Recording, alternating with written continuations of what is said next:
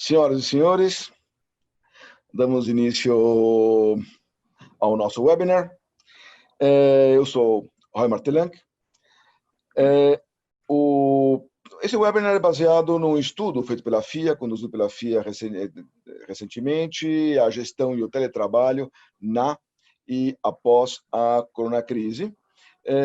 O material de referência é um pouco mais extenso do que será apresentado e vale a pena fazer o download do site. Antes que comecemos, eu quero dar as boas-vindas a todo mundo, aos nossos palestrantes, aos nossos participantes, e dizer que estamos muito contentes de ter vocês conosco. O tema é, naturalmente, a coronacrise, a coisa mais importante acontecendo agora. É uma crise sistêmica, com grandes repercussões no Brasil e no mundo, impacto econômico enorme, fiscal, sobre emprego, sobre renda, sobre consumo, sobre investimento, sobre comércio exterior, sobre mercado financeiro, nacional e internacional. Nós temos no Brasil e no mundo uma recessão em 2020 e temos no Brasil e no mundo prevista uma recuperação parcial em 2021. Tudo vai ser discutido, papel do Estado, saúde pública, a gestão pública. São temas de tecnologia de informação, de comunicação, e são hábitos de compras, de consumo, de entretenimento, de trabalho e também de educação, que estão sendo modificados. Esta crise tem o potencial de definir o século XXI, assim como a crise de 1929 definiu o século XX. A FIA é focada na gestão. Atua tanto com educação executiva como com consultoria a empresas e a governos. Quando a coronacrise começou, montamos um grupo de trabalho da FIA para acompanhar a situação e dar a nossa contribuição. As pessoas e as organizações não pediram por isso, ninguém pediu por isso. Pelo menos não nesse ritmo. E ninguém estava realmente preparado. E ainda não está. O novo normal que está entrando não vai ser fácil de implementar. Ele não vem pronto para usar, não é apertar um botão e sair andando. Ele traz grandes desafios para empresas e para a carreira das pessoas. O foco deste estudo e deste webinar são os impactos do teletrabalho e as formas de implementá-lo e a forma de tirar o melhor dessa situação. E eu vou passar a palavra primeiro ao Paulo Trombone, que vai nos fazer uma apresentação geral. Paulo, contigo. Obrigado, Roy. Eu vou compartilhar uma tela aqui com a qual eu vou apresentar um extrato do nosso trabalho. Ele não vai ser o trabalho inteiro, até porque tomaria muito tempo, mas vai dar uma ideia inicial e o restante será explorado pelos colegas. Eu não vou tomar muito tempo com isso, não. Então, o trabalho chama-se A Gestão e o Teletrabalho na e após a coronacrise. Ele, obviamente, tem um início lá na parte de detalhamento da coronacrise. Eu vou entrar direto no mérito do assunto que nos traz aqui essa noite, que é a questão do teletrabalho. Um ponto-chave da coronacrise é que, sem boa gestão, o novo normal pode virar um novo anormal, um desastre. E como já alertou o professor Roy, construir esse novo normal vai precisar atenção às oportunidades. Uma das grandes oportunidades que está aparecendo nesse momento é justamente o tema do trabalho remoto, teletrabalho, trabalho em casa ou home office, se quiserem. É importante ter clareza que isso não é novidade. Já existe uma sociedade brasileira de teletrabalho e teleatividades há alguns anos. Já fez, inclusive, pesquisa várias vezes. Em 2018, a pesquisa deles foi com mais de 300 empresas no Brasil e já quase metade praticavam home office em algum nível, sendo que a maioria, evidentemente, era aqui na região sudeste do país. O que a coronacrise fez foi acelerar essa tendência emergente. De repente, milhões de pessoas foram empurradas para o trabalho doméstico, trabalho em casa. E esse tipo de trabalho põe novos desafios à gestão, em especial como fazer para conjugar trabalho presencial com o remoto. Por que que esse teletrabalho representa uma oportunidade? Porque ele permite ganhos de desempenho, redução de custos, permite novos serviços e negócios e atração de talentos à distância. Essa coisa não é novidade, já tem muitos anos que você sabe isso. Um experimento de 2012, numa empresa de 16 mil pessoas, mostrou que é possível um ganho de desempenho de 13% com a utilização do teletrabalho. É um bocado. E, além disso, as pessoas ficavam mais satisfeitas e menos doentes. Agora, quando permitiram as pessoas escolher se queriam ou não ir para o teletrabalho, aí as que iam aumentavam mais ainda o desempenho. Chegou a 22%. Portanto, existe um potencial de ganho de desempenho substancial, além de outros que veremos ao longo dessa sessão de hoje à noite. E por que é assim? Em parte é porque as pessoas veem vantagem no teletrabalho. Uma pesquisa do World Economic Forum mostrou que quase 100% gostariam de continuar trabalhando remotamente, pelo menos parte do tempo, 2, 3 dias por semana, pelo resto da carreira. Quase 80% das pessoas veem vantagens em evitar os deslocamentos ao trabalho e para retornar à sua residência. E também na flexibilidade de horários que o trabalho remoto permite. E, além disso, tem outras vantagens de estar em casa, no conforto da sua própria residência, na companhia da família, resolvendo e convivendo melhor. Então, isso são vantagens que, efetivamente, todo potencial empregado trabalhando em teletrabalho vai apreciar. O teletrabalho não é trivial, ele exige algumas competências novas. Exige, por exemplo, consciência digital, mesmo para quem está na empresa em atuação presencial, porque terá colegas remotos, seja porque está trabalhando na mesma equipe, seja trabalhando em liderança, seja por consultas e assim por diante. A liderança à distância tem nuances, tanto para quem lidera, quanto para quem está na equipe. Exige, é claro, o domínio das ferramentas de teletrabalho, exige uma maior disciplina e autogestão por parte do trabalho, do operador, que sozinho tem que gerir o seu trabalho e a sua agenda. Exige aprender a trabalhar em equipe à distância, não é a mesma coisa, não é igual ao trabalho presencial, com a espontaneidade, a informalidade do trabalho presencial. Exige uma flexibilidade maior, porque o indivíduo tem que resolver as dificuldades que surgem ao fazer o trabalho, e sem alguém do lado a quem você possa fazer uma pergunta imediata. Então, precisa um pouco mais de flexibilidade.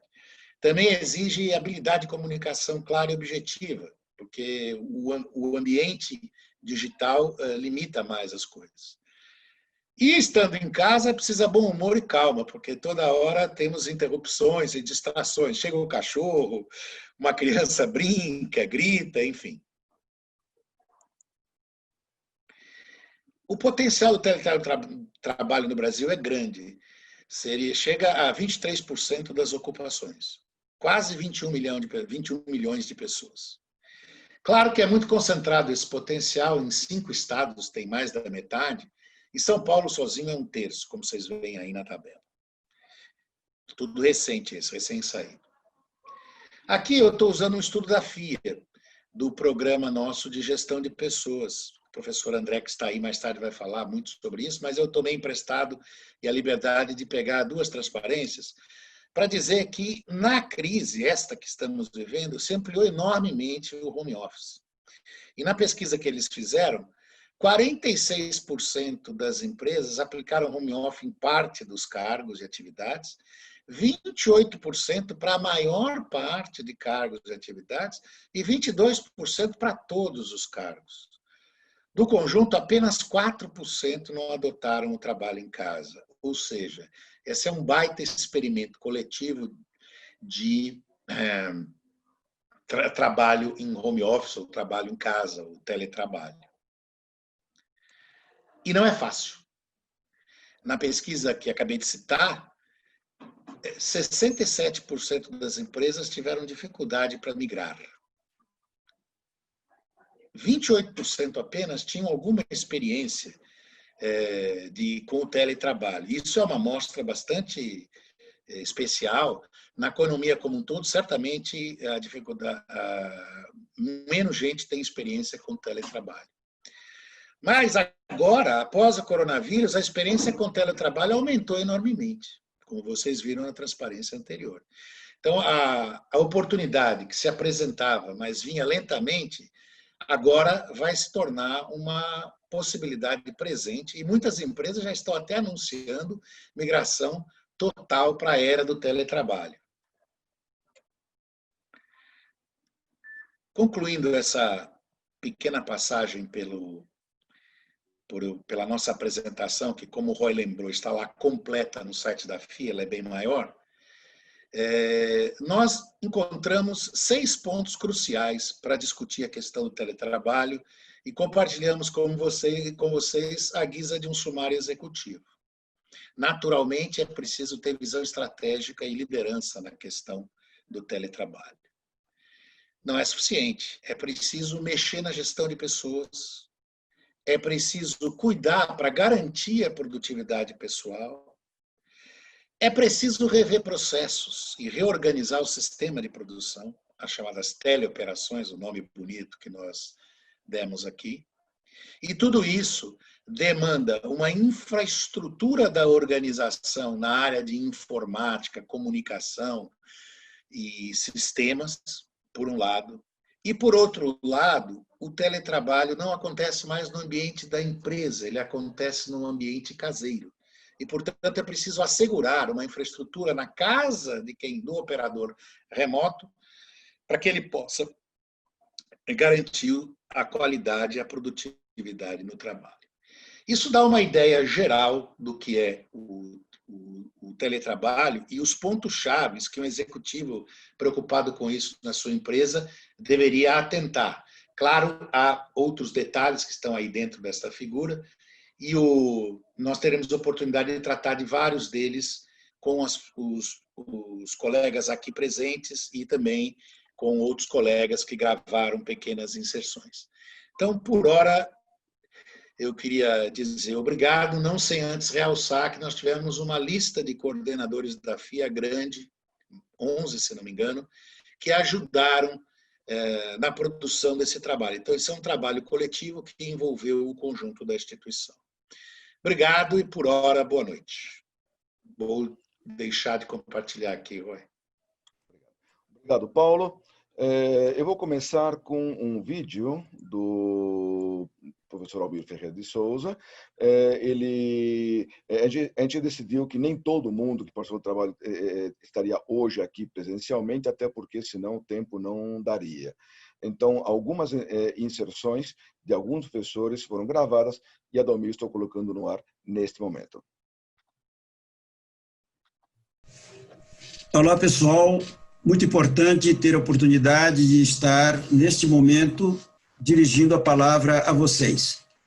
Queremos referir ao teletrabalho. Teletrabalho que amplia a concepção. Outrora se conhecia o teletrabalho como home office. Hoje nós estamos percebendo que o teletrabalho é um pouco mais amplo, até mesmo por entender a possibilidade de centros compartilhados, que as próprias empresas haverão de facilitar e propiciar aos seus colaboradores, para não ficarem todos concentrados em um único lugar, na empresa, no escritório. Esses aspectos do teletrabalho que eu gostaria de chamar a atenção, principalmente com relação aos benefícios que o teletrabalho vai trazer. Como acontece nas crises, temos que encarar as ameaças quando elas podem ser transformadas em oportunidades. E as oportunidades do teletrabalho vêm, por exemplo, com economias. Economias de menos espaço físico para pessoas, menos tempo despendido com transporte, com locomoção e transporte público, ou mesmo em carro próprio. Você ter aí 1h30 entre sua residência e o local de trabalho, e que você chega no trabalho já estressado. Isso significa dizer que você tem muito mais produtividade com o fator trabalho. E essa produtividade também se reflete com menos reuniões, mais pontualidade das pessoas nos encontros de trabalho e um foco muito mais assertivo. procurando avaliar o resultado e pelo resultado, e não propriamente pelo tempo em que o profissional está dentro da empresa, e nem sempre esse tempo é muito produtivo. Agora, é natural que temos que pensar também em alguns aspectos das relações de trabalho com tudo isto. Por exemplo, no que diz respeito à liderança. Liderança é um trabalho, é uma missão de líderes e certamente será considerado a sua possibilidade muito maior no que diz respeito a fazer liderança à distância. As relações são muito mais sensíveis. Fatores motivacionais são outros aspectos muito, dignos de atenção. Por quê? Na hora que você vai dar um feedback ao funcionário, uma necessidade de um desligamento, todos esses aspectos, eventualmente, quando isso ocorre, presencialmente você tem muito mais flexibilidade e agora fica um pouco menos fácil. Mas são coisas para serem adaptadas. Necessidade, eu diria até muito mais disciplina de líderes e liderados, porque predominará uma relação de confiança que precisa ser muito mais robustecida. Esses aspectos todos aí precisamos levar em conta também aspectos jurídicos que ainda haverão de ser ajustados. Legislação trabalhista, embora já tenha sido modificada, muitos aspectos trabalhistas de todas essas relações diferenciadas haverão de ser consideradas. Mais ou menos isso que eu gostaria de dizer a vocês, e muito obrigado pela oportunidade. Muito obrigado. Vamos agora a conversar com o professor André Fischer, que é da área de gestão de pessoas, tanto da FEA quanto da FIA. André, por favor. Obrigado, Roy. Muito boa noite a todos. É um prazer muito grande estar aqui com os colegas e estar aqui conversando com vocês sobre esse assunto que pegou todo mundo absolutamente de surpresa há 4 meses atrás, onde nós tivemos que deslocar nossas operações para dentro das residências e das famílias das pessoas, né?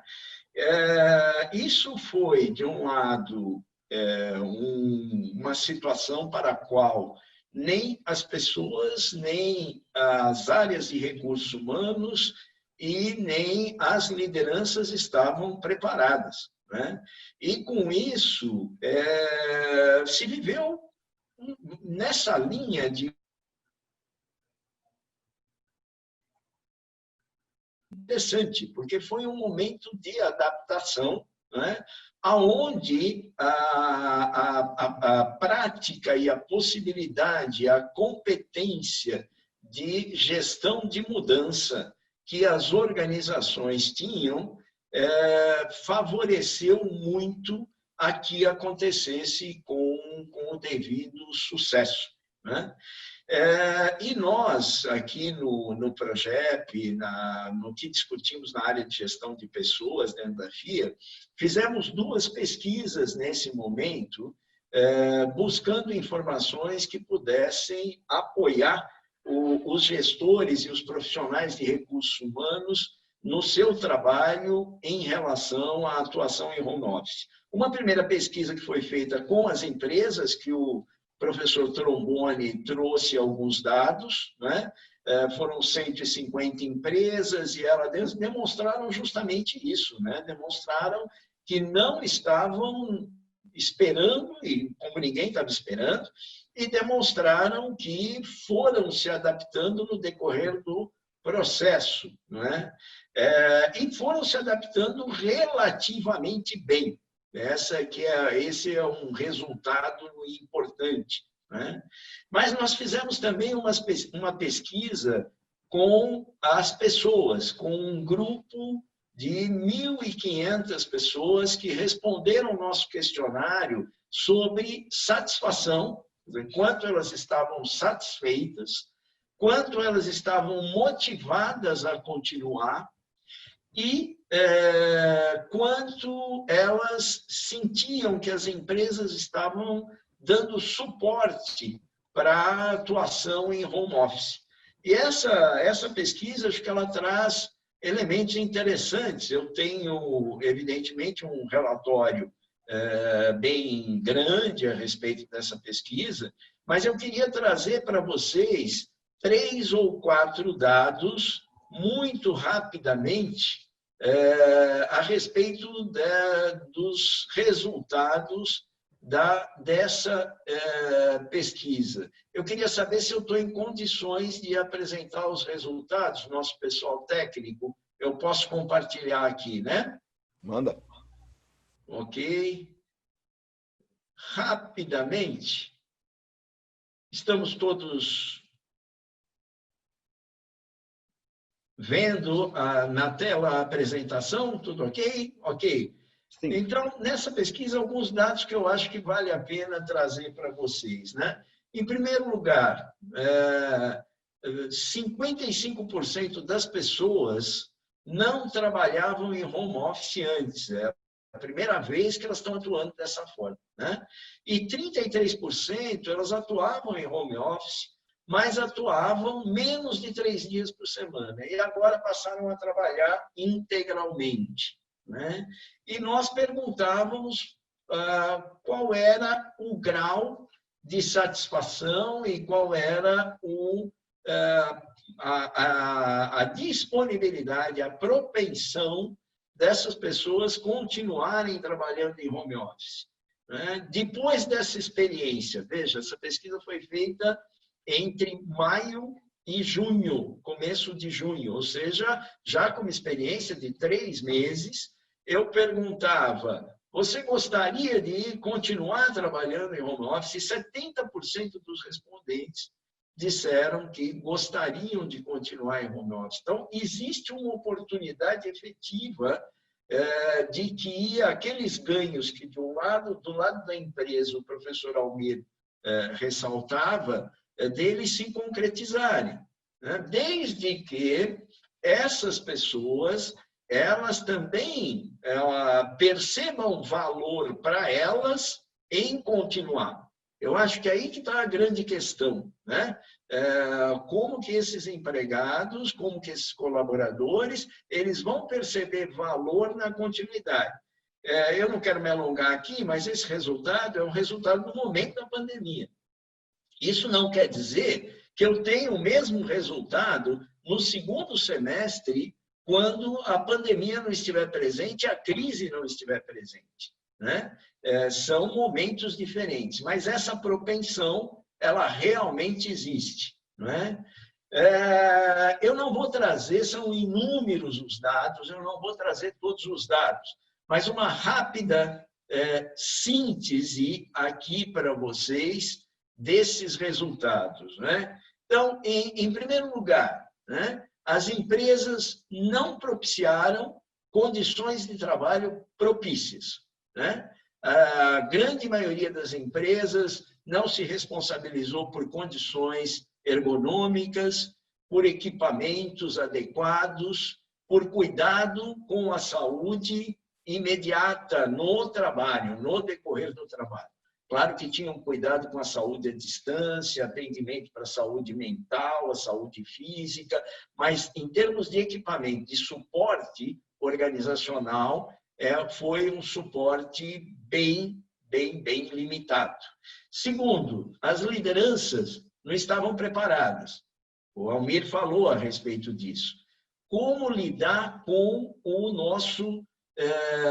a nossa equipe à distância? Como estimular a equipe à distância? Como estabelecer elos de confiança, né? Principalmente com relação a um aspecto que foi fundamental no decorrer da crise, que é a segurança psicológica do nosso colaborador do lado de lá, né? A gente brincava sempre, o líder ele liga para quê? Ele liga para cobrar determinada tarefa, ou ele liga, antes de tudo, para saber como está a família nesse momento daquele colaborador, né? Porque o nosso grande desafio nessa situação, certamente, vai ser como trabalhar o lado afetivo e emocional que o relacionamento presencial propicia e que o relacionamento à distância deixa muito a desejar.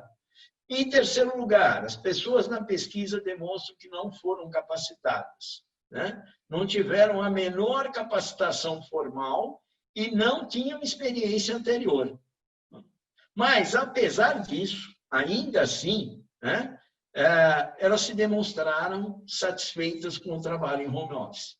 Mais de 70%, é claro que nossa amostra é uma amostra de trabalhadores qualificados, em geral gestores, nível executivo, boa renda mensal, né? Mas essas estão satisfeitas. Essas gostariam de continuar nessa condição no futuro. Essas consideram que o seu desempenho está melhor ou igual ao presencial. São 1.500 participantes, 1.325 que declararam que o seu desempenho é melhor ou igual ao que acontecia anteriormente. O relacionamento com a chefia e o suporte organizacional, como eu falei lá atrás, são pontos de atenção que ou nós conseguimos desenvolver, ou talvez seja muito difícil uma maior migração para o home office, como algumas empresas já estão determinadas a fazer. E quando a gente olha o que determina a maior satisfação, né? Nós ainda estamos trabalhando com os dados, mas dois fatores estão altamente correlacionados com satisfação. Claro que nós vamos dizer assim, olha, mas parece óbvio, parece evidente. Parece óbvio, parece evidente, mas o que nós estamos conseguindo fazer é comprovar isso a partir de dados e procedimentos estatísticos, né? O tempo de deslocamento na condição anterior, ou seja, no presencial, né? E a remuneração são fatores determinantes de maior satisfação. Ou seja, quando o nosso entrevistado, nosso pesquisado, né, ele demorava 1h30 em deslocamento na situação presencial, ele demonstrava maior satisfação em trabalhar em home office aqui na nossa pesquisa. Quando ele demorava menos tempo, ele demonstrava menor satisfação, né? De outro lado, quanto maior a remuneração, maior também é o sentimento de satisfação com o trabalho em home office. Veja, volto a dizer, são muitos dados, vocês podem ter acesso tanto ao sumário executivo como ao relatório geral sobre esse trabalho e também sobre aquele feito com as empresas. Está lá no nosso site, Atmosfera Progep, pode ser acessado, né? Está à disposição. Quais são as conclusões que nós e o grupo que está trabalhando com esse aspecto home office, tanto na FEA como na FIA, tem concluído, analisando esse estudo e outros vários estudos feitos no mundo sobre home office, né? E gestão de recursos humanos. Nós estamos chegando em 5 grandes pontos que nós estamos trabalhando aí em cursos futuros dentro do projeto de apoio às organizações que vão atuar em home office. O primeiro ponto é a própria atuação da gestão da RH, ela muda. E nós podemos falar depois, se houver perguntas a respeito disso, o que é uma atuação de gestão de recursos humanos estratégica à distância, né? Em segundo lugar, aspectos jurídicos trabalhistas, né? Nós já abordamos esse tema nos nossos MBAs, nos nossos cursos, e existem alguns especialistas que tratam do assunto. Em terceiro, talvez um dos mais importantes, a questão da capacitação da liderança, né? É outro aspecto que está sendo bastante abordado e nós estamos desenvolvendo conteúdos nessa linha. Capacitação das próprias pessoas e essa pesquisa de satisfação e comprometimento, engajamento com home office, ela está ensejando aí uma série de pesquisas específicas, acompanhando o trabalho que a gente já faz há algum tempo sobre clima organizacional, no ranqueamento de organizações, mas aí vinculado especificamente com home office. Eu acho que nós não sabemos se veio para ficar, né? Mas nós sabemos que será uma modalidade de trabalho com uma otimização muito maior do que aquela que houve no passado. E que agora todos nós precisamos rever aquilo que nós fazíamos e nos capacitarmos em competências diferentes, particularmente aqueles que atuam em gestão de pessoas. Professor Roy, por favor. Obrigado, André. Vou colocar agora a inserção, saímos de gestão de pessoas, entramos em marketing e vou compartilhar uma apresentação do professor Lino Rodrigues, que está aqui. Já vi. Olá, pessoal. Muito bom estar com vocês. Eu fui convidado aí pelo professor Tom Buini para falar sobre a questão do impacto dessa situação do trabalho em casa. E o meu tema específico vai ser sobre relacionamento digital. Nós estamos desenvolvendo alguns trabalhos com empresas de ponta aí na tecnologia. E algo que nós descobrimos é que o relacionamento digital nas transações comerciais, de pós-venda, de fidelização de cliente, tornou-se uma realidade. Eu vou compartilhar com vocês 2 telas para explicar melhor esse aspecto que eu estou mencionando. Então, vocês vão perceber na primeira tela o que está sendo esse futuro. Vocês estão vendo aí que nós temos 3 situações bem evidentes, uma situação que qualifica os produtos como standard e a compra é recorrente. Esse vai ser o grande foco digital e já está sendo. Essa empresa especificamente que eu estou apresentando para vocês multiplicou as suas vendas em quase 3 vezes de setembro de 2019 até maio de 2020. Entretanto, isso não significa que o digital vai acabar totalmente com os vendedores. Os vendedores vão se situar aqui na conquista de novos clientes e, sobretudo, na venda consultiva, apresentando soluções mais complexas que são inviáveis quando nós estamos falando a respeito do relacionamento digital. É preciso várias explicações e a presença, o contato pessoal será importante. Entretanto, nós temos também que mostrar a vocês uma outra abordagem. Nós estamos qualificando os clientes de 3 tipos. Os clientes digitais, que já têm uma experiência digital suficiente para se sentirem seguros e se beneficiarem desse contato digital.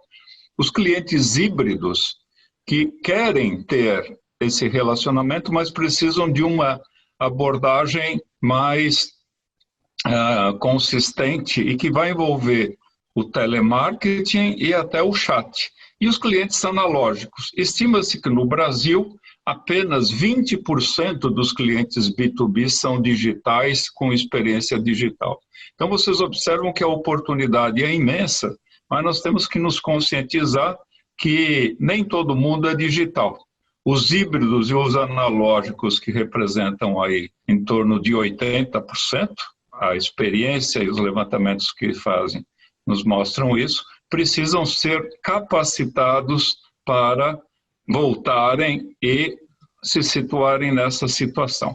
Então, o que nós desejamos nessa rápida abordagem é mostrar que o digital está com grandes perspectivas, mas cuidados devem ser tomados. Não basta apenas eu criar um marketplace. Eu tenho que me conscientizar que é uma grande parte da população, em torno de 80%, que precisa e necessita ser capacitado para este fim. Muito obrigado aí pela atenção e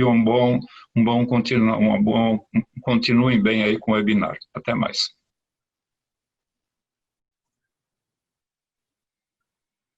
Olá. Saímos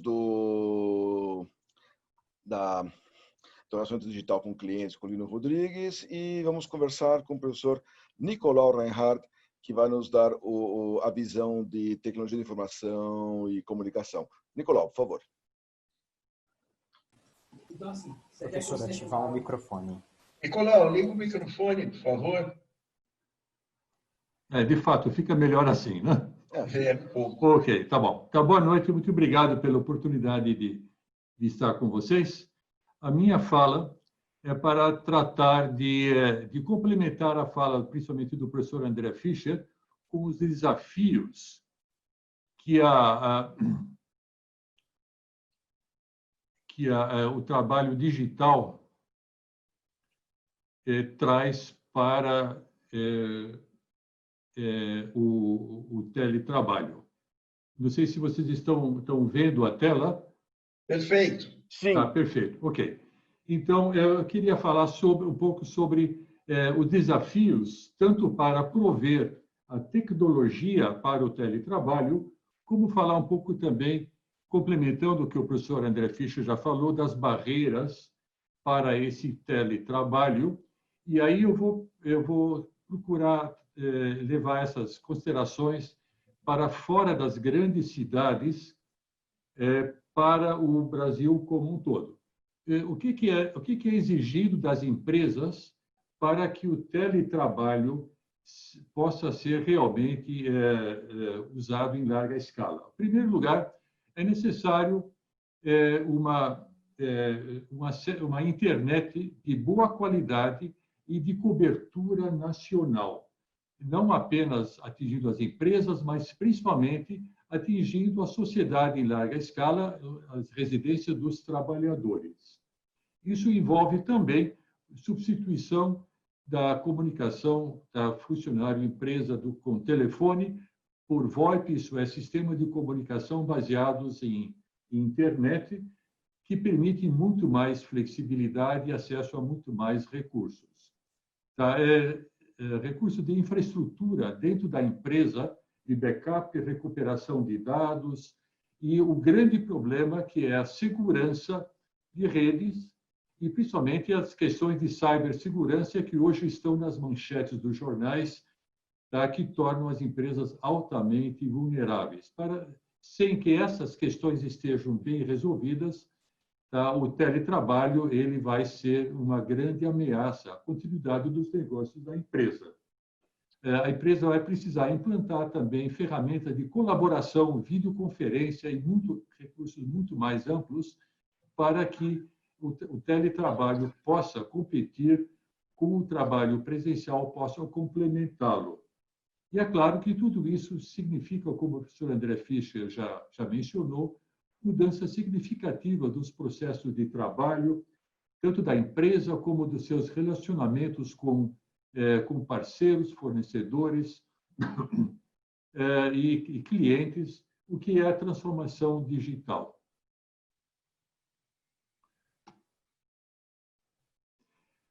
Existe um desafio que é do Brasil. E agora eu vou me referir a uma pesquisa nacional que é feita pelo Comitê Gestor da Internet sobre o uso de informática pelos cidadãos.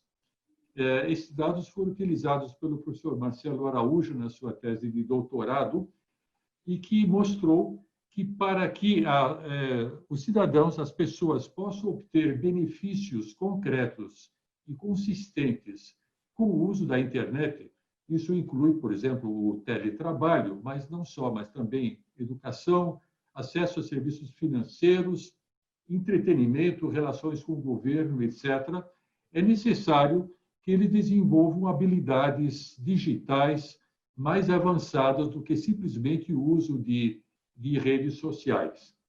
E essa aquisição de habilidades tem os desafios. Requer que o indivíduo tenha um acesso a dispositivos, de computador, telefone celular, tablet, etc., e acesso à internet de maneira consistente. E aí a pesquisa mostra, por exemplo, que usuários que têm acesso apenas ao telefone celular não desenvolvem facilmente as habilidades digitais necessárias para se beneficiar de maneira significativa daquilo que o teletrabalho pode oferecer. Então, existe o risco de que esse desenvolvimento que nós estamos passando agora reforce as diferenças sociais entre os que têm e os que não têm acesso a esses recursos. Porque isso também depende, como a pesquisa mostrou, depende de fatores demográficos, não só a idade do usuário, mas principalmente da classe social na qual ele está inserido, o que tem uma ligação direta com a escolaridade. Então, existe aí um grande desafio para o poder público de criar essas condições de educação, de acesso, etc., de renda, inclusive, para que as pessoas possam se habilitar digitalmente para serem efetivos no teletrabalho. E tem, é claro, que condições sociais, questões culturais, questões de atitude pessoal, status econômico, que influem também na disposição de acessar esses recursos para obter os benefícios. Então, isso para dizer que não são tudo flores. Existem grandes desafios a serem vencidos. E esse problema não é só nosso do Brasil. O MIT acabou de publicar uma pesquisa em que ele estudou barreiras ao teletrabalho em 30 países distribuídos ao longo do globo. E aqui, se olharem o mapa, os mapas dos países que estão com cores mais escuras são os que têm maiores barreiras ao teletrabalho. E aí, infelizmente, o líder é a Nigéria, seguida do Paquistão, com grande resistência, com grande barreira ao teletrabalho. Mas, infelizmente, em seguida está o Brasil e a China.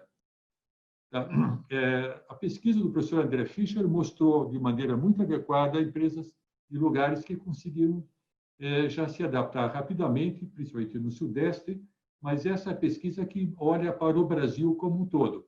E ali existe o grande desafio de prover infraestrutura tecnológica, acesso à internet, educação para habilitação, e cultura das empresas, etc., para vencer essas barreiras ao teletrabalho.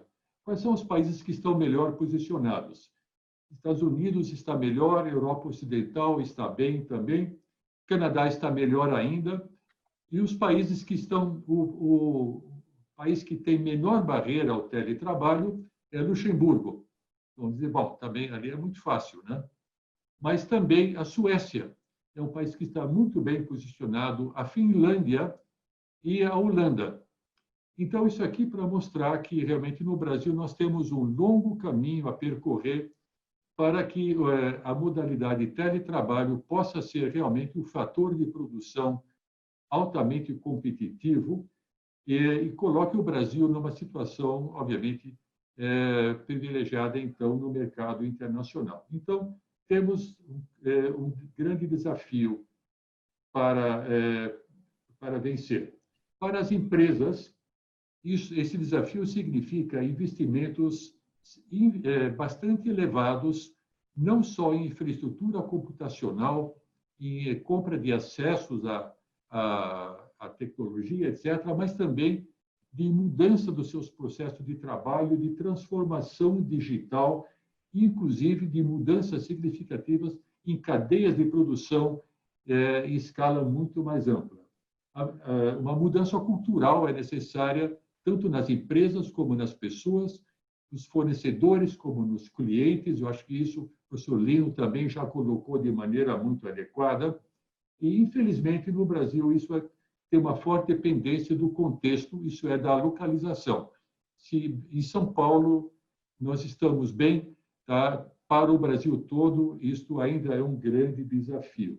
Tudo isso para dizer que esse processo pode ser bastante demorado, mas ele não deve nos desanimar, ele deve realmente estimular empresas, governo, comunidade, universidades a perseguirem esse alvo, porque ele vai ser fundamental para o bem-estar da sociedade e competitividade do país. Bem, eram esses desafios que eu queria colocar. Agradeço a atenção e devolvo a palavra ao professor Roy. Olá, muito obrigado. Bom, eu quero lembrar ao público que pode e deve fazer perguntas no bate-papo. Logo depois de terminar a fase de apresentações, os professores responderão algumas das perguntas que forem colocadas. Eu vou colocar agora, compartilhar a inserção do professor Hélio Jaime Teixeira, essencialmente falando sobre modelos de gestão. Olá, em primeiro lugar eu queria agradecer a oportunidade de falar com vocês, mas sobre um tema muito importante, né, nesse momento de pandemia. Eu tenho 4 pressupostos e uma sugestão geral. Em primeiro lugar, o teletrabalho ele veio para ficar e já é uma tendência que agora vai se acentuar cada vez mais. Basta olhar o que acontece com o suporte, né, de TIC na Índia, né, que é uma coisa gigantesca, call center, educação à distância, etc. Olha, entrou um baita ruído, um barulhão. Valiosas em bolsas regionais são aquelas que fazem o melhor uso das possibilidades da tecnologia digital. Todo mundo acompanha o valor de mercado desses casos extremos como Google, Amazon, Facebook e outras. Em terceiro lugar, as empresas brasileiras, em média ou em geral, não têm o necessário amadurecimento para o pleno uso desta nova tecnologia ou dos avanços da tecnologia digital. E em quarto, e como último pressuposto, a pandemia, ela acelera, ou ela permite, ou ela convida a uma nova solução híbrida, fruto de uma combinação e também de síntese de diversos modelos, ideias e teorias da administração que começaram ou foram iniciados Entrou um ruído enorme. Como organização em rede, organização virtual, organização da aprendizagem, etc. Eu tenho uma colocação, uma sugestão geral, central, que é a evolução do nosso modelo de organização, nosso modelo de trabalho aqui no Brasil, para um modelo, uma circunstância que combine inteligentemente o que é presencial com o que é virtual, porque cada faceta tem suas vantagens, desvantagens e suas possibilidades de combinação. O individual com o grupal, né? Normalmente a gente pensa na administração como algo muito individualizado, é o gerente, o executivo, etc., mas é um fenômeno que todos sabemos se desenvolve também muito pelos grupos. E também o oral com o escrito. O bom gestor sabe combinar individual, grupal, oral e escrito. Isso não basta, é preciso saber combinar o informal com o formal. A gente tem uma tendência, né? A tendência natural do ser humano é um mundo informal, a troca de ideias, o bate-papo, a imprecisão, muitas vezes, né? Que tem seu ponto forte, quando é criatividade, quando é para aliviar tensões, etc. Mas eu não posso levar sistemas complexos pela informalidade. E, por último, eu tenho também que saber combinar informação, decisão e ação. Ou seja, não adianta eu ir para uma reunião mal informado, não adianta ter informação se eu não uso. Não é? Então, eu tenho que ter uma visão que explicite e compartilhe as variáveis críticas do negócio. Muitas vezes, isso não acontece porque, por uma questão cultural, não é? Porque alguns dominam as variáveis e não compartilham e tratam os outros como meninos de recado. Então, nessa situação que eu preciso explicitar, preciso ter uma nova postura de compartilhamento, transparência e cooperação.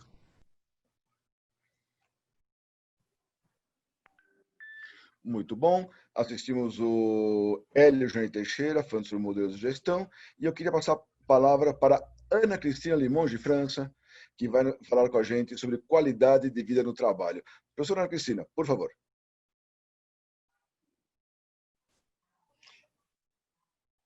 Precisa ligar o microfone. Boa noite. É um prazer imenso estar aqui ao lado dos colegas, compartilhar dados e também mostrar para os nossos pares e as pessoas que estão ouvindo as oportunidades que temos como escola de negócios para trazer questões inovadoras dentro do ambiente atual, Covid, que já estamos dando respostas, como o chamado novo futuro. Então, dentro da área de gestão de qualidade de vida, com interface nas outras áreas, a gestão de qualidade de vida, ela parte de gestão de pessoas e ela conversa com várias outras áreas. Então, eu separei algumas ideias que nós temos trabalhado e apresentado e desenvolvido na linha de, olha, qualidade de vida é uma competência estratégica. Primeiro, a gente está falando de gente, das motivações, motivos que levam as pessoas a partir das suas necessidades e desejos de ser, ter, compartilhar e solidarizar. Então, essa é uma palavra que ganhou uma força imensa. Lembrar que a motivação e a necessidade, quando realizada, tudo bem, mas quando frustrada, temos aí os nossos desafios hoje do isolamento social e outras implicações, boas e más, né, com ganhos e perdas de qualidade de vida. Quais seriam essas características de uma forma bem sintética? Integração de competências, recursos e metas. Nunca houve tanta aproximação, rapidez e menos o pensamento da escassez, mas mais o pensamento da abundância. Vamos ver o que todo mundo sabe junto para a gente saber melhor. A questão da tecnologia de informação e comunicação, o TIC, então todo mundo fala, somos tecnológicos. Não, não é qualquer tecnologia, como o professor Nicolau mostrou, os estudos científicos, mas é uma tecnologia muito específica que ainda é elitista na maioria dos casos, que é a TIC. Aí a localização, a gente está falando do home office, trabalho remoto, trabalho móvel, há definições importantes sobre isso, associações, bem ou mal, o que era um trabalho que envolvia um espaço de trabalho formal ou não doméstico, hoje ele está junto. O balanço vida e trabalho virou uma integração. A questão da conectividade, então, quando cai a conexão, as coisas se complicam, né? A alta performance em todos os sentidos, da diversidade, da inclusão, da tolerância, da escuta. A crise sanitária versus a crise econômica, com todas as implicações de valores e ideologia. A qualificação cognitiva, que aí o campo da educação abriu, mas tem a limitação tecnológica em muitos espaços, e afetiva. Como eu vejo outro, quem é o outro, né? Será que é fake news, fake perfil, né? E as questões de solidariedade, cidadania local e mundial. Então, temos novos desafios e indicadores ligados à questão de bem-estar e mal-estar, com ênfase em soft skills. E aqui tem um link, esse material vai estar disponível. A gente lançou hoje uma pesquisa sobre soft skills e a gente tem uma outra disponível sobre sobrecarga do trabalho virtual. O que a gente está querendo provocar? Reflexões sobre novos hábitos, harmonização vida pessoal e trabalho, não é mais balanço, é harmonizar, porque já está todo mundo junto. E o redesenho de todos os ambientes, desde os shoppings, os espaços mais insólitos e especialmente o espaço doméstico. A gente então está falando de novas competências e talentos que envolvem, além dos clássicos, né, conhecimento, habilidade e atitude, as questões das emoções, valores e capacidade de estabelecer relações virtuais próximas, comprometidas, e que envolvem uma solução inteligente, né? Aqui, então, a gente está falando de uma competência de bem-estar, onde envolve capacidade de perceber e construir fatos e soluções para questões de bem-estar. A gente tem usado a metodologia BPSO, inspirada na definição de saúde, para a gestão de qualidade de vida. E a ideia é, veja se você está trabalhando, e a gente tem feito muitas coisas nessa linha, está cuidando dos seus hábitos biológicos, psicológicos, sociais e organizacionais. Isso envolve um olhar um pouco mais diversificado do seu dia a dia. E algumas perguntas nessa perspectiva de gestão de qualidade de vida no trabalho. Como está a sua qualidade de vida no ambiente home office? Assim como o fundador, o criador da medicina do trabalho, o Ramazzini, Bernardino Ramazzini, em 1700, ele revolucionou o mundo do trabalho e da saúde do trabalhador, perguntando o que você faz. o que se percebe hoje, você vai contratar alguém, vai interagir com alguém, assim como os colegas já falaram, não sei se foi o professor André ou se foi o Trombone, o Roy, você liga para saber também sobre como está a vida da pessoa. Tem alguém com Covid? Não tem? Como que você está se você contraiu a Covid? Então, a pergunta, como está a sua qualidade de vida, ela passa a ser fundamental no dia a dia. Não é só mais bom dia, é como está a sua qualidade de vida, para o bem e para o mal. A outra, a questão da harmonização, né, das atividades presenciais e remotas, e quem está no remoto está mais protegido do que quem está em campo, no presencial. E também tem as presenciais domésticas. Então, são elementos bem interessantes de aprendizado, de novas competências.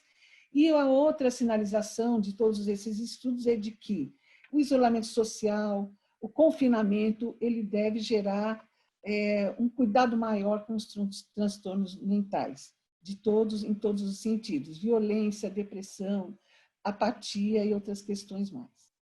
Então, a ideia é, muitas vezes a gente está nesse desespero, né? Onde o adoecer é o grito dos órgãos, no silêncio do sujeito. Então, quando o corpo está te dando esse radar, a gente fala, bom, estamos trabalhando, tem alguma coisa errada, vamos entender. E vamos transformar o nosso espaço, que às vezes era só um espaço dormitório, em alguma coisa mais criativa, mais cuidadosa, e que ela envolva uma vontade de viver mais e melhor e com uma qualidade de trabalho plena. Então, esse novo futuro, com o aprendizado, nós somos hoje testemunhos da história, né? Nesse momento histórico presente, alguns grandes marcadores: solidariedade, escuta, flexibilidade dentro do grande eixo das soft skills, tecnologia, aqui TIC especificamente, diversidade e enfrentamento das desigualdades. A gente tem relatos de professores que foram para a cozinha alimentar seus alunos e não podiam ensinar matemática e português porque as pessoas estavam passando fome. Essa cara da pobreza mundial, a questão do trabalho. Um estagiário: professora, eu não consigo fazer isso porque eu divido o computador com a minha mãe. Nesse horário, ela que está usando. Então, essa coisa de quem oferece que recurso para que entrega, né? E essa questão do trabalho presencial e remoto. Então, essas são algumas reflexões que envolvem os novos negócios, novos aprendizados e uma nova forma de viver. É isso. Obrigado, professora Ana Cristina. Não é à toa que hospitais relatam aumento de casos com sintomas de estresse, né? Uhum. Passamos agora para mais uma inserção, a inserção do professor João Maurício Gama Ventura.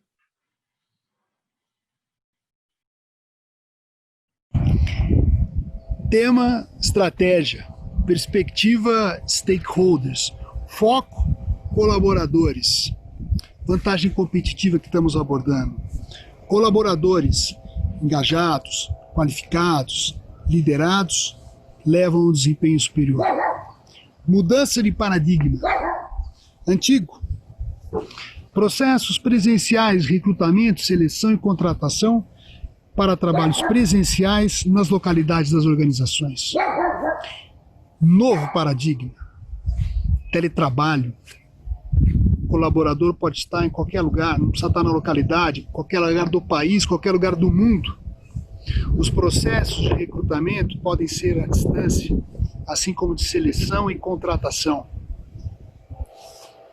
Fatores chaves para a nova estratégia: reorganização do trabalho, capacitação dos colaboradores à distância, emprego de tecnologia apropriada e um novo esquema de alinhamento de cultura organizacional nesse contexto. Muito obrigado. Muito bom. Após o João Maurício, eu vou devolver a palavra para o Paulo Trombone, que vai nos falar sobre aspectos de operações. Paulo, contigo. Obrigado, Roy. Eu vou colocar aqui no ar uma tela para nos ajudar a... Deixa eu ver se eu acertei aqui. Sim. Deixa eu colocar aqui no começo que está... Desculpe.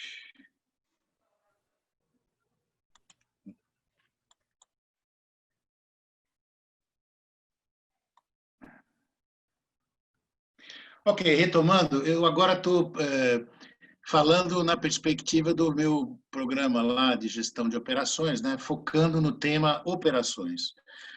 O ponto-chave é que essa questão do teletrabalho, ela vai entrar de modo desigual nas organizações em função da situação estratégica de cada uma. Isso significa que as operações remotas ou as teleoperações têm que responder a uma necessidade de competitividade. Quer dizer, no fundo, tem que dizer como é que eu vou ampliar clientela e receitas e como é que eu vou reduzir custos. O primeiro passo para isso é distinguir as atividades em dois grupos, aquelas que podem se beneficiar do trabalho remoto e aquelas que não devem ser remoto de jeito nenhum. Então, atividades que envolvem profissões de altos salários e sofisticação intelectual e profissional, muita informação e comunicação, como atividades de gestão, atividades de engenharia, design, atividades técnicas que podem ser realizadas pelo conteúdo informacional, atividades de vendas e pós-vendas, e até outras que aí dependem do caso a caso, podem e têm potencial de aumentar o desempenho numa transferência para o trabalho remoto. Mas há atividades que não ganham no trabalho remoto, aquelas que são intrinsecamente presenciais, atividades que envolvem a socialização, como, por exemplo, o pessoal trainee que está entrando na empresa e precisa conhecer o ambiente, conhecer as pessoas, conhecer as possibilidades, senão não consegue trabalhar com o máximo desempenho. Atividades de alto risco cibernético, já mencionadas, atividades de difícil controle e mensuração, e atividades que exigem a presença e o contato pessoal. Tem que ter clareza o que dá para ir para o remoto e o que deve permanecer no presencial. Isso coloca desafios muito claros para os sistemas de produção e operações que vão ter que combinar a atividade presencial, que pode ser de pessoas, mas também pode ser de drones ou robôs, com controle e orientação remotos, altamente qualificados de preferência. Isso nos leva a um uso maior de tecnologias sofisticadas, e não apenas as que a gente está acostumado no trabalho remoto, como WhatsApp, Zoom, etc., Teams e coisa que vale, mas também o uso maior de realidade virtual e realidade aumentada, que pode ajudar ao controle e orientação remotos. Uma consequência disso, que a gente não tem se dado conta, é que isso vai acelerar o avanço em direção à indústria 4.0 e ao uso de automação flexível e controle à distância, seja da produção, seja da prestação de serviços, da manutenção e reparo, nas atividades logísticas, nas atividades de suprimento. E leva ao que já se mencionou de revisão de necessidades de espaço e do modo de usar o espaço, o que implica em mexer nos layouts, mas implica em reduções de custos fixos e variáveis. Ora, esse sistema de produção, combinando atividade presencial com remota, não funciona com os mesmos processos. Nós vamos ter que partir para novos processos. Aonde? Por exemplo, alguns processos que são feitos internamente poderão ser terceirizados aproveitando o trabalho remoto. Outros processos administrativos precisam ser modificados para a operação remota. Por exemplo, processos de compra ou de cadastramento e desenvolvimento de fornecedores. E também processos de linha de frente, já vimos aí, questão do relacionamento professor-aluna. Então, atendimento e suporte técnico de instalação, operação e manutenção, tem uma parte que pode ser remota, e essa parte precisa ser identificada e potencializada como instrumento de novos negócios, novos serviços, e assim por diante. Só que a atividade remota é diferente da presencial. Então, os processos de gestão também têm que ser adaptados à atividade remota para garantir a qualidade, produtividade e segurança das operações à distância. Isso implica em novos métodos de monitoramento e mensuração da atividade, com ênfase em resultado, porque você não está junto do cara para controlar a atividade, você controla o que ele entrega como resultado do seu esforço. E aí, o software e as máquinas podem ajudar. E também precisa apoiar o indivíduo no ambiente onde ele vai trabalhar, que não é mais o ambiente da empresa, é o ambiente do escritório em casa. Então, ele tem que ter condições adequadas lá. Máquinas, celulares, móveis até, né, cadeiras, mesas adequadas. E, por exemplo, garantia de um bom vínculo de conexão na internet. Do ponto de vista de operações, significa que você precisa remapear, fazer uma análise nova de valor e uma redefinição dos processos operacionais para caminhar na direção das operações remotas. É isso, essas são as preocupações principais que a gente tem em relação às operações nessa questão da incorporação do teletrabalho numa combinação de trabalho presencial com trabalho remoto. Obrigado, Roy, com você. Muito obrigado. Temos ainda tempo para algumas questões. Vou pedir ao pessoal colocar as questões no bate-papo, nosso bate-papo do webinar. E eu já vou colocando uma para a professora Ana Cristina. Professora, como que a gente pode fazer para conciliar atividades remotas e presenciais? Que, ok, o presencial a gente conhece. O remoto a gente viu, e não sei se a gente conhece. A gente viu por 2, 3 meses, por enquanto. Mas como é que faz para conciliar os dois, para que funcione, para que as pessoas se sintam bem? Bom, já está acontecendo. Primeiro, você tem que ter claro que se você vai trabalhar remoto, você tem que ter o seu posto de trabalho ergonomicamente pensado para isso, com a diferença que você tem que negociar com o posto de trabalho das outras pessoas que vivem com você. Então, isso que o Trombone sinalizou dos equipamentos, da cadeira, da sinalização, é fundamental. Então, a sugestão enxuta é: crie o seu posto de trabalho, crie o seu espelho, trabalho no lar e trabalho antigo. Porque tem essa questão de que você tem que ocupar o espaço do trabalho algumas vezes. A outra é não esquecer de se alimentar, líquido, sinalizar e saber que vai ter interferência. Eu lembro de uma médica que o filhinho, numa matéria na Globo News, só aparecia o topetezinho dele na tela. Ele não queria atrapalhar a mãe, mas queria dizer que ele estava ali. Então, conviver com essas coisas, ter um protocolo, tanto do ponto de vista do comportamento, negociação, ter uma certa tolerância, tem coisas que ficaram engraçadas, tem coisas que ficaram dramáticas, mas saber que é trabalho, mas quem acaba mandando, dando a carta, é o ambiente doméstico. Então, isso tem que estar muito claro em relação aos sustos e a expectativa do lado de lá. Então, se você vai fazer um trabalho que tenha uma visibilidade, uma coisa muito importante, fecha a porta. Porque o problema de intervenção é muito maior do que a gente imagina. E não esquecer disso que o professor Nicolau está fazendo, dos líquidos, da atividade física. Então, metade sentado, metade andando de bicicleta. Fundamental, porque ela é uma atividade na telinha. Né? Outra coisa as decisões, elas são mais complexas, porque você usa tecnologia. Não é só cruzando no corredor, olha, você resolve isso, não. Tem que fazer um e-mail, tem que documentar, vai gravar, não vai gravar, direito de imagem. Então, a gente tem um protocolo. E tem o dress code, como que as pessoas vão se apresentar naquela reunião. E a gente tem tido muitos sustos. É engraçado, mas eu acho que, você vê, acaba prevalecendo o ambiente doméstico. Muitas vezes a pessoa esquece. Não, eu vou assistir aula de pijama, eu vou para a reunião, tal, eu não quero nem saber. Então, aumentou a venda de pantufas, essas coisas. Então, a questão é, crie um espaço ergonomicamente claro, negociado, e tenha uma dose de paciência a mais, porque prevalece o ambiente doméstico. Uhum. Curto Muito prazo. Bem. Muito bem, obrigado. Fora o cabelo, né? Quem tem muito cabelo está com um problemão que isso aparece. Não é meu caso, não é meu problema.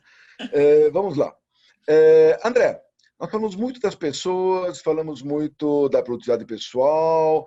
Agora, do lado da atuação da área de RH, o que muda? Olha, Roy,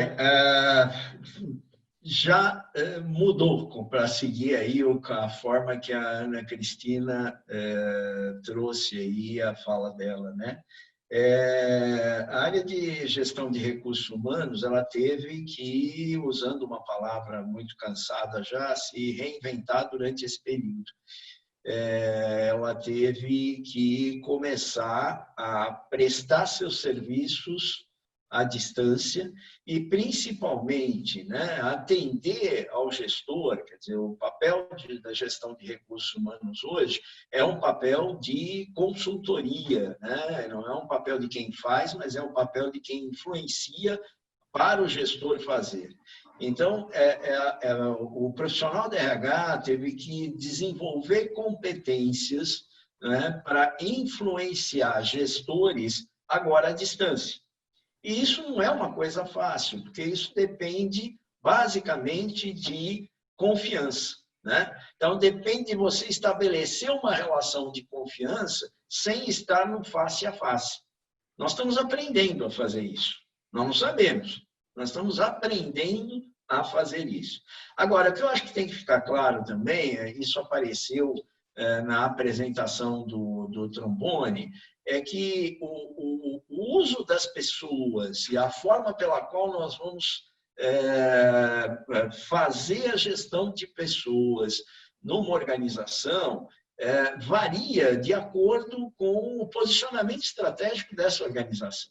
Isso não é absolutamente universal, né?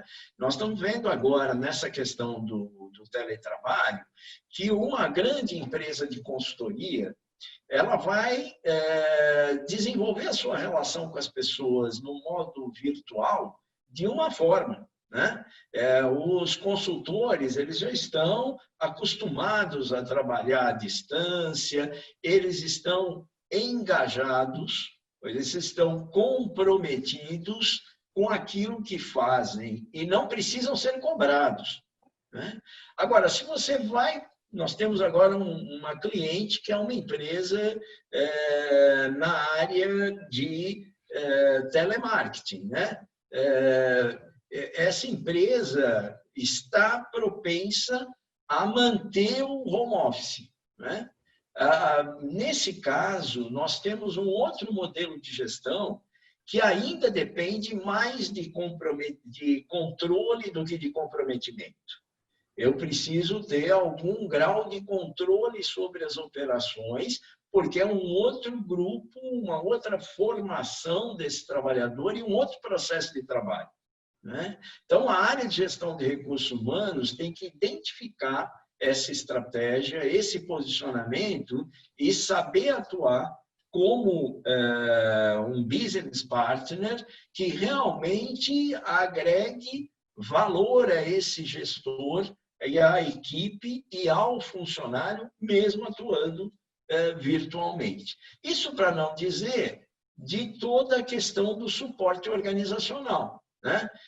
O que eu vou oferecer? A Ana dizia, né, condições ergonômicas, o Tromboni dizia, eu preciso de um local de trabalho, equipamentos.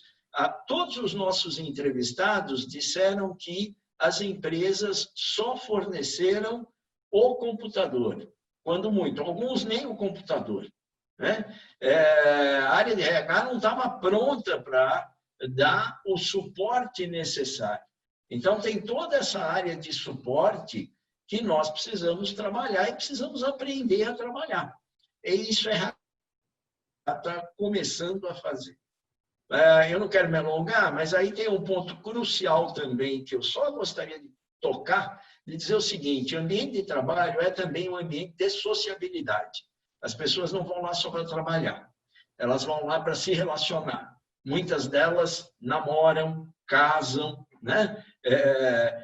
Tem um ambiente de trabalho, é um ambiente de relação social. Como é que vai ficar isso à distância?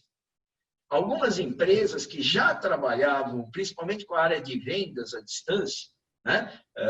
Os vendedores não precisavam mais ir para o local de trabalho, foram obrigadas a criar espaços de relacionamento presencial, porque esses vendedores passaram a sentir falta disso.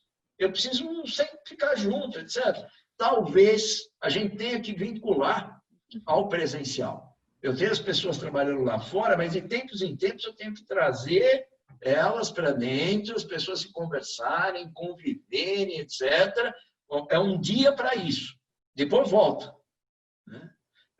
Tem muita coisa para a gente trabalhar aí, gente. Nós temos que inventar muita coisa. Okay. Obrigado. Bom, a gente é bicho-gente e a gente é bicho-gente há centenas de milhares de anos, não é a cada 2 meses que a gente vai deixar de ser, né? Uma pergunta para o professor Nicolau.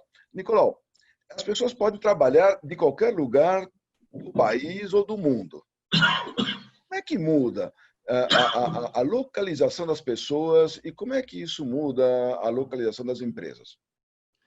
Este eu creio que seja um grande desafio que a gente está notando. Isso aí está levando, de um lado, para os serviços tecnologicamente mais sofisticados, está levando uma concentração de serviços. Então, por exemplo, nós estamos notando uma grande pressão para emigração de profissionais altamente qualificados do Brasil para os centros de criação de tecnologia.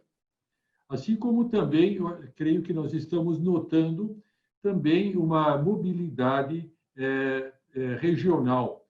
As pessoas vindo dentro do mesmo país para os grandes centros de tecnologia, onde estão as empresas de tecnologia, por exemplo, aqui em São Paulo, em volta das grandes universidades, em volta de São Paulo, de Campinas, de São Carlos e de Ribeirão Preto, fora de São Paulo, o pessoal indo para Belo Horizonte, para Brasília, etc. Então, eu creio que isso está levando a uma questão de mobilidade nem sempre tão favorável para o desenvolvimento regional. A segunda coisa que, obviamente, isso leva é que está havendo uma exportação de postos de trabalho. Cada vez mais as empresas pressionadas pela velocidade necessária das mudanças, eu acho que o professor Tromboni colocou isso muito bem, tá? Está obrigando as empresas a procurarem parceiros que já tenham soluções mais desenvolvidas e é muito possível, provável, que esses parceiros estejam fora do local onde essa empresa atua. Então, cada vez mais nós estamos vendo a importação de bens e serviços desses centros de tecnologia mais avançada. Hoje, a China se tornou um competidor forte nisso aqui. Então, eu creio que isso aí coloca um desafio de urgência, principalmente para o nosso poder público, de criar as condições para que a gente continue ou volte a ser mais competitivo. Ok, obrigado. Tem uma última questão, que é do Fernando Carvalho, que nos assiste. A pergunta dele puxa, tem gestores que trabalham à distância, tem gestores que trabalham presencialmente. Eles tendem a valorizar o subordinado que trabalha na mesma modalidade que eles? Quem trabalha presencialmente tende a valorizar o pessoal que também vai trabalhar presencialmente? Quem trabalha à distância tende a valorizar o que trabalha como ele também à distância? Bom, eu deixo para a turma, acho que por favor, professora Ana Cristina. Bem, eu vi essa questão do Fernando, esse é um falso dilema. Dependendo da atividade, se for atividade de saúde, as questões sanitárias prevalecem. Se forem as remotas, tipo TI, e outras vendas e negócios, aí a questão é entrega, né? Então, eu creio que esse dilema não existe. O que existe é a natureza da atividade em si, a de saúde, de transportes, tudo mais, e as que envolvem entregas remotas, né? E, de novo, aí o contrato psicológico de trabalho. O que está acertado? E outro elemento importantíssimo que foi tratado aqui, a questão da confiança, da interação, embora longe, estar perto, e do respeito a cada condição. Quer dizer, na hora que você pergunta, quer saber, você também se compromete com aquele acolhimento. Ah, está sem equipamento, está sem rede, vamos renegociar metas. Isso parece simples, mas houve chefias e lideranças de empresas fizeram isso rapidamente, mandaram cadeira ergonômica, viram um orçamento, uma dotação para comprar equipamento, mas outras simplesmente falaram, se vire, eu quero, depende do contrato de trabalho, de novo, eu quero que atenda vendas, senão a empresa quebra. E tem uma outra característica, que são as operações de RH. Nunca houve tanta demissão. Primeiro, porque não quer entrar no programa de contratos suspensos do governo. Segundo, o que eu estou com o mestrando, o Renato de Souza, estudando isso, os critérios de diversidade, políticas de inclusão, tal, eles foram suspensos também. Então, o que se vê é que há um álibi, vou demitir quem eu quero, como eu quero, na minha conveniência. Aí a importância de um RH ético, das responsabilidades e das entregas também. Então, a gente tem realmente desafios que envolvem a estratégia, envolve a consultoria, mas envolve a operação, recrutamento, seleção, desligamento, capacitação. Então, e aí a questão se é presencial, se é remota, no treinamento, o remoto ganha. Recrutamento e seleção também tira-se de letra, né? E aí vai. Fala o senhor Nicolau. E agora deixa eu falar também. Ó, Fernando, o que você fez? Ok. Na área de TI, nós estamos observando uma tendência não muito agradável para nós, que é o aumento do comportamento oportunístico. Isto é, as relações de longo prazo, tá, elas estão sendo enfraquecidas pelo fato das pessoas, da terceirização pesada e agora do teletrabalho. O relacionamento entre as pessoas e até entre as empresas, ele se fragiliza e, com isso, então, se passa a ter trocas muito mais rápidas de fornecedores, de gestores. As carreiras de TI nas empresas estão cada vez mais curtas, uma rotatividade cada vez maior.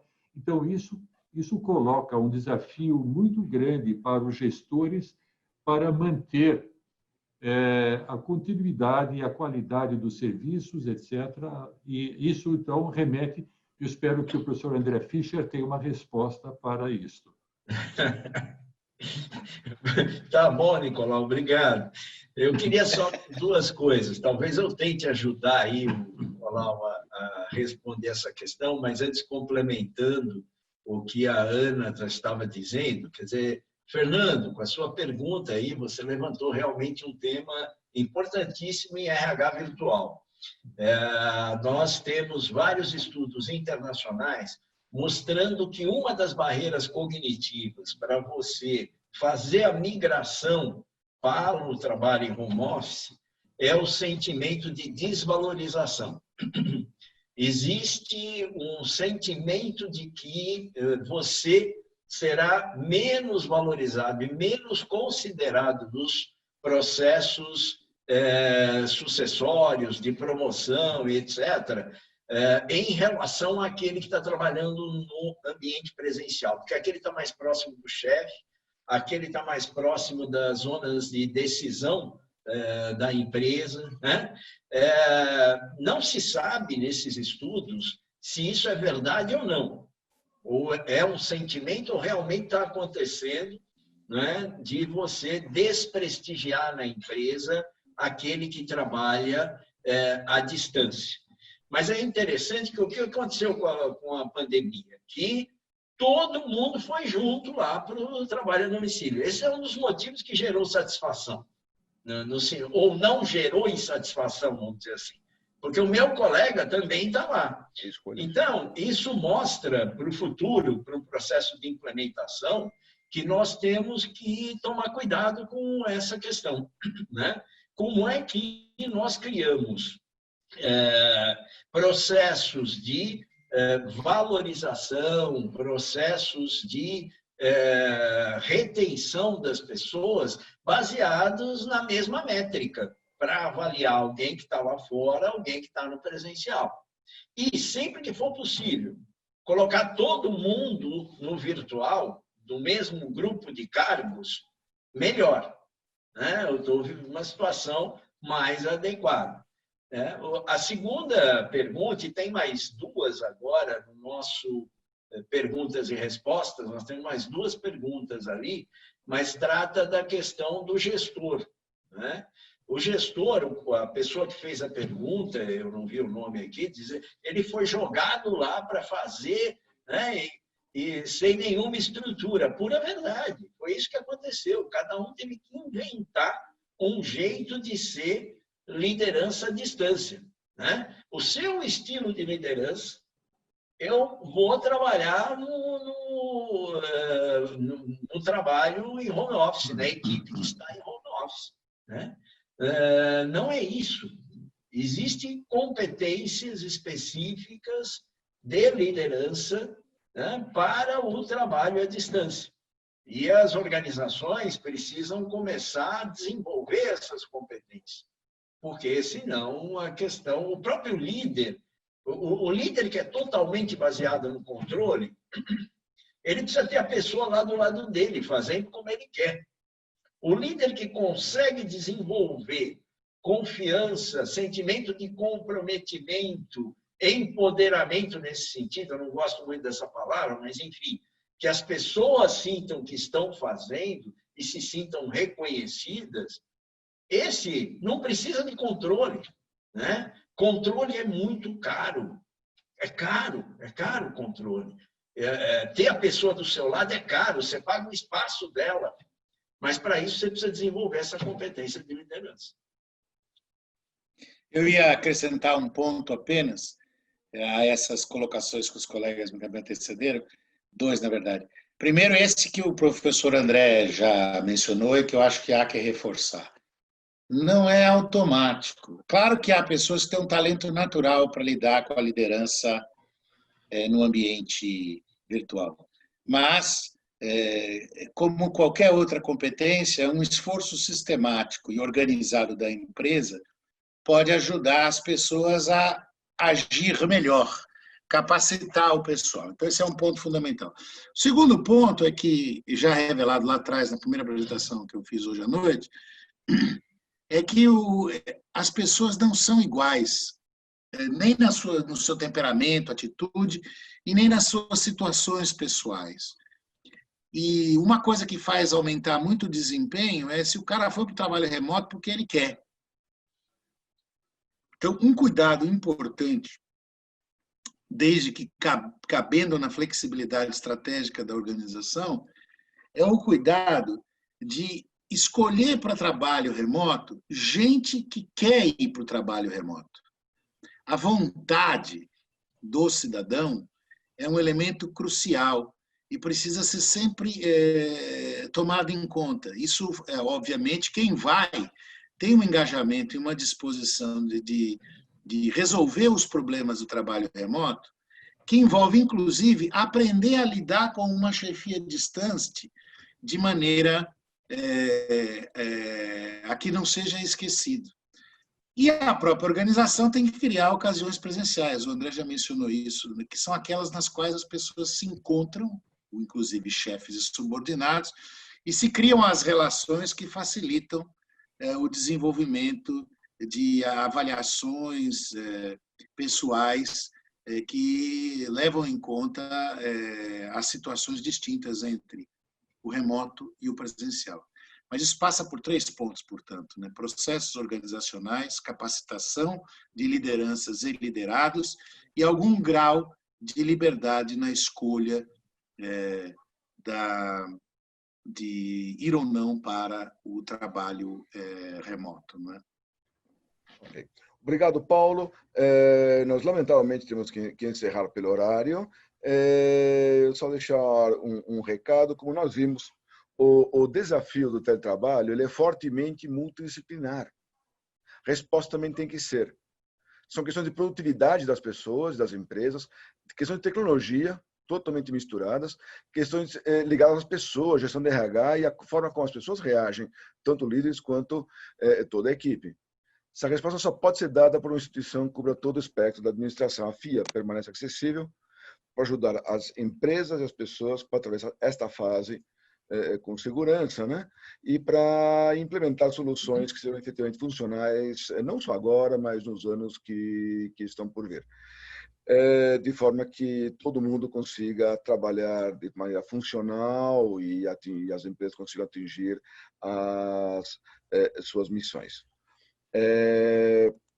E o objetivo não é somente recuperar a produtividade, o bem-estar passados. Dá para conseguir mais. Nós temos uma oportunidade que nos permite conseguir até mais do que nós tínhamos antes, se a organização, as pessoas conseguirem fazer a transição, que não é trivial.